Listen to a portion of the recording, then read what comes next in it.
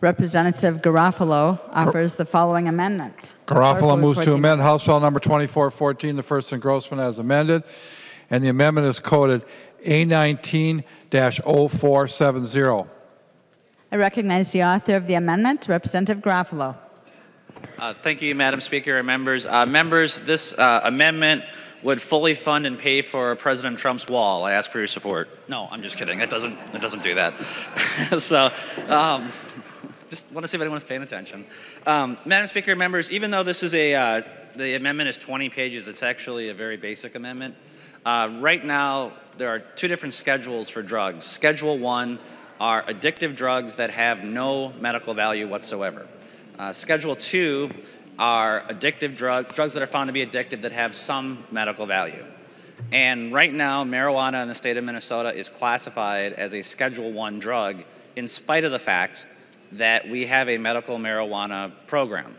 And so what this bill would do, what this amendment, excuse me, would do is it would reclassify marijuana as a Schedule 2 drug.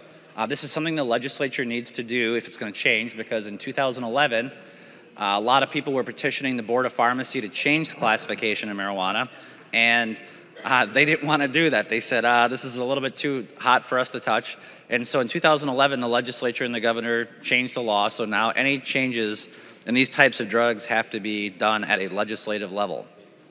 I think it's fair to say that if you're someone who is agnostic or supportive of the existing medical marijuana program, then you're probably fine with this amendment. If you're someone who doesn't believe that people are benefiting from the medical use of marijuana, you're probably opposed to this amendment. But regardless, I see no harm in Minnesota advocating for the reclassification, the rescheduling of this drug. We can all agree that we need research, we need to know facts to back up our policy decisions, and this provides an example for the federal government. Minnesota can lead the way. And so I would ask for members' support of this amendment, and I'm happy to stand for any questions. Thank you. Discussion to the 0470 amendment. Representative Leland.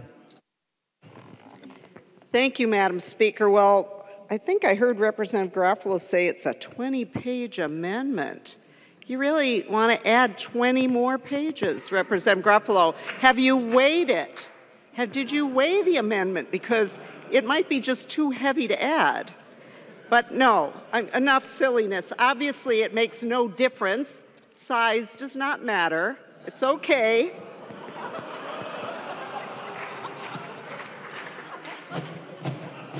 Good, now that I have everyone's attention, I would just say that members should make their own decisions. I personally support this idea, but this bill did not get a hearing. But it didn't get a hearing. I don't think it got a hearing in the Policy Committee, and it certainly didn't get one in the Finance Committee. So it hasn't actually been heard in the House. I do think that Representative Garafalo is correct that the Board of Pharmacy isn't actually opposed to this, and it does make sense to me personally, but I would just say to members, vote your districts. Thank you. Discussion to the 0470 amendment. Representative Hagen. Oh, thank you, Madam Speaker. Yeah, I rise in opposition to this. I like my good friend Garafalo and appreciate so many things that he does here. But members, it's just getting to be a bad situation where we as a legislature decide to move drugs around on the schedule. We have a process for approving drugs and moving them, okay? And for the legislature to start setting a precedent of moving these drugs around, I think does not serve the public well, whether it be marijuana or any other drugs.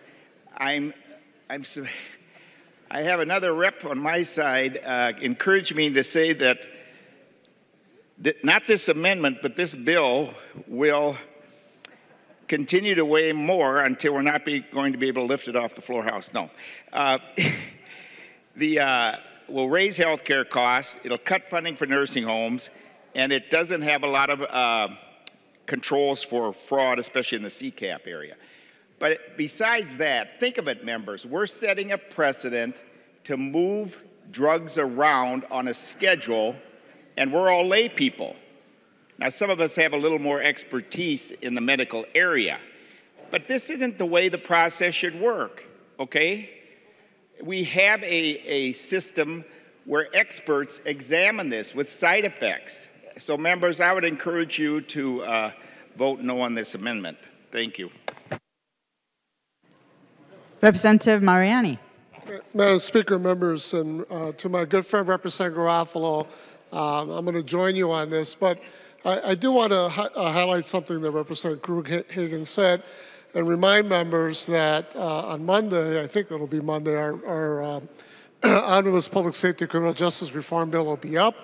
And within that Omnibus Bill, there is a task force that's being called for to study our evolving public policy, potentially evolving public policy approach to cannabis that covers a pretty comprehensive scope of issues to address. And so to Representative Gruenhagen's point, even though I support Representative Garafalo's move, I do think it's important that Minnesota has a very careful, deliberate, research-based, objective conversation and exploration on all these issues related to cannabis, and I look forward to our conversation in support of that particular approach when we have that provision before us on the floor of the House on Monday.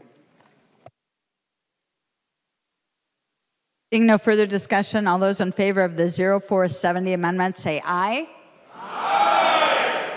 Those opposed say nay. No. The motion prevails. The amendment is adopted.